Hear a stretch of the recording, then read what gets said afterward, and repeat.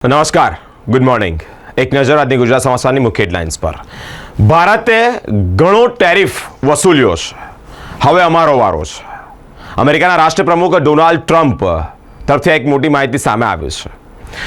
2 એપ્રિલથી ટેરિફ લાગુ કરવામાં આવશે.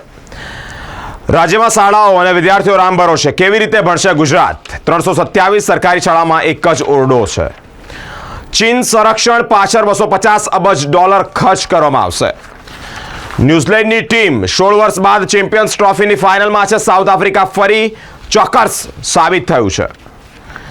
યુવકને ઓફિસમાં પૂરી પટ્ટા અને લાકડી વડે 5 કલાક સુધી માર મારવામાં આવ્યો છે. આખરે તેનું મૃત્યુ નિપજ્યું છે. જેસીબીથી ખોદકામ કરતા સોનાના બિસ્કિટ મળ્યા છે. સસ્તું સોનું ખરીદવાની લાલચમાં વ્યારાના ખેડૂતે રોકડ ગુમાવ્યા છે. મહારાજા સયાજીરાવ યુનિવર્સિટીના વીસી વાઇસ ચાન્સેલર પદેથી રાજીનામું આપ્યાના 2 મહિના બાદ ડોક્ટર શ્રીવાસ્તવની નેમપ્લેટ આખરે વીસીના બંગલા પરથી હટાવાઈ છે. બંગલો ખાલી કરવાના વિવાદ વચ્ચે નેમપ્લેટનો પણ વિવાદ વકર્યો હતો અને વીસીએ ના બંગલા પરથી નેમપ્લેટ હટાવાઈ છે. આઈપીએસ રાકેશ કુમારના નામે senior citizen digital arrest ₹23 lakh પડાવવામાં આવ્યા છે. હવે એક નજર દિવ્ય ભાસ્કરની મુખ્ય હેડલાઇન્સ પર. ચીન અને કેનેડા કરતા ભારત પર ઓછો ટેરિફ લાગશે. ટ્રેડ ડીલથી વિવાદનો ઉકેલ શક્ય છે. ડોનાલ્ડ ટ્રમ્પ હાલ અત્યારે અલગ અલગ નિવેદનો, અલગ અલગ ડિસિઝનોથી હાઇલાઇટ છે. તેવામાં ફરી એકવાર ભારત દેશ પર ટેરિફ લગાવવામાં આવ્યો છે. કેદારનાથમાં રોપવે બનશે. 9 કલાકના ચઢાણ માત્ર 36 મિનિટમાં જ પહોંચાશે. 13 વર્ષીય વિદ્યાર્થીને માતાએ ભણવા બાબતે ઠપકો આપતા જ પિતાના કમર પટ્ટા વડે ફાંસો ખાઈ અને વિદ્યાર્થીએ જીવન ગુમાવ્યું છે, એટલે કે આપઘાત કર્યો છે. માર્કેટમાં હોળાષ્ટ પૂર્વે ધૂળેટીનો માહોલ.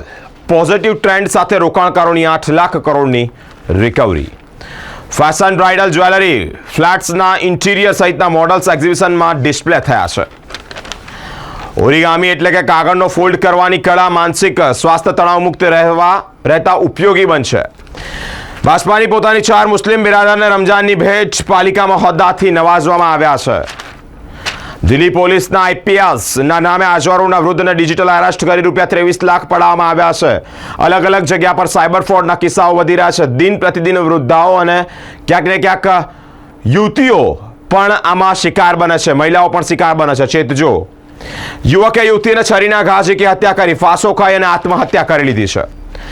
ધોરણ 10માં ટ્રેઝર બેસ્ટ ફ્રેન્ડ અને ટીચર આઈ લાઇક મોસ્ટ પર નિબંધ પૂછવામાં આવ્યો છે. હવે એક નજર ગુજરાત મિત્રની મુખ્ય હેડલાઇન્સ પર. 2 એપ્રિલથી ભારત સામે રેસિપ્રોકલ ટેરિફ. ડોનાલ્ડ ટ્રમ્પ તરફથી એક મોટું નિવેદન સામે આવ્યું છે. ચીને કહ્યું, અમેરિકા વોર ઈચ્છે છે તો ઠીક છે, અમે અંત સુધી લડવા તૈયાર. આખરે વિવાદિત પૂર્વ વીસીના નામની તકતી હટાવાય છે.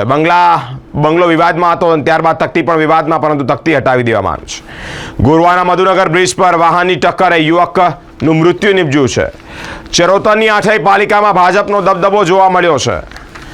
આણંદ કલેક્ટરની રેકર્ડ શાખામાંથી ક્રાઇમ બ્રાન્ચે રજિસ્ટર કબજે કર્યું છે. નડિયાદમાં હત્યા કેસમાં શિક્ષકને સાથે રાખી રિકન્સ્ટ્રક્શન કરવામાં આવ્યું છે. વિશ્વામિત્રી પ્રોજેક્ટમાં કોર્પોરેશનના સિંચાઈ વિભાગથી ₹40 કરોડ વધુ ચૂકવાશે. લોકસભા સીમાંકન. સ્ટાલિને મત વિસ્તારોના સીમાંકન માટે 1971ની વસ્તી ગણતરીના આધારે બનાવવાની માંગ કરી છે. હવે એક નજર લોકસત્તા જનસત્તાની મુખ્ય હેડલાઇન્સ પર. ભારત પર 2 એપ્રિલથી રેસિપ્રોકલ ટેરિફ લાગુ કરવામાં આવશે. તમામ ન્યૂઝપેપરની હાલ અત્યારે મુખ્ય એક જ હેડલાઇન્સ બની છે. ડોનાલ્ડ ટ્રમ્પનું નિવેદન. ઝાલાન્સ્કી ગુટણીએ ટ્રમ્પની કાર્યવાહી બાદ ખનીજ કરાર માટે તૈયારી બતાવી છે. ઝાલાન્સ્કી અને ડોનાલ્ડ ટ્રમ્પ વચ્ચે મીટિંગ થઈ. મીટિંગમાં વિવાદ, તૂતુ મેમેના દ્રશ્યો, એક પછી એક ના અભિમાન, એક પાવર સામેની લડાઈ. વિજય ઇનિંગનો અંત કે બીજી ઇનિંગની શરૂઆત, આજે સસ્પેન્સ ખુલશે. 13 વર્ષના વિદ્યાર્થીનો પિતાના બેલ્ટ વડે ફાંસો ખાય અને આપઘાત. 52 વર્ષ પહેલા અમિતાભ અને નૂતનની ફિલ્મ ઓસ્કારમાં નોમિનેટ થઈ હતી.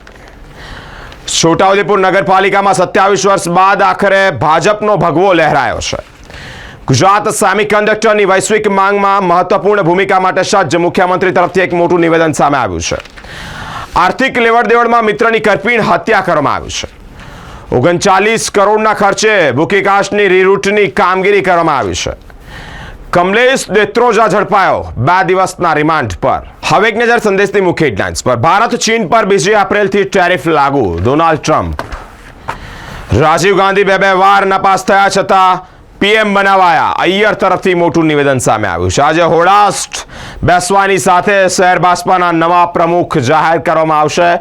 વડોદરા શહેરમાં ભારતીય જનતા પાર્ટીમાં જે પ્રમાણે રેસ છે એક હરણફાળ કોમ્પિટિશન કહેવાય. જોઈએ કોણ સંભાળશે વડોદરા મહાનગરપાલિકા ભાજપનું સુકાન. મધ્ય ગુજરાતની પાલિકામાં પ્રમુખ અને ઉપપ્રમુખોની સર્વાનુમતે વરણી. ભારત અને ન્યૂઝીલેન્ડ 25 વર્ષ બાદ ફાઇનલમાં ટકરાશે. સાઉથ આફ્રિકા ચોક્કસ સાબિત થયું છે. એન્જિનિયરિંગના વિદ્યાર્થીનું હિટ એન્ડ રનમાં મૃત્યુ નીપજ્યું છે. Trees our best friend. પર્યાવરણ દિવસને લગતા પ્રશ્નો ચમક્યા છે. માતાએ ભણવા બાબતે ઠપકો આપતા કિશોરે ફાંસો ખાઈને આત્મહત્યા કરી છે.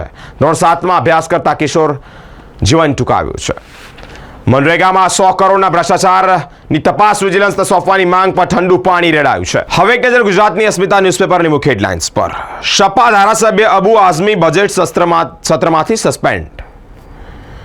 પાકિસ્તાનના પૂર્વ પીએમ ઇમરાન ખાનના જીવને જોખમ. ડોક્ટરની ટીમ આદિયાલા જેલ પહોંચી છે.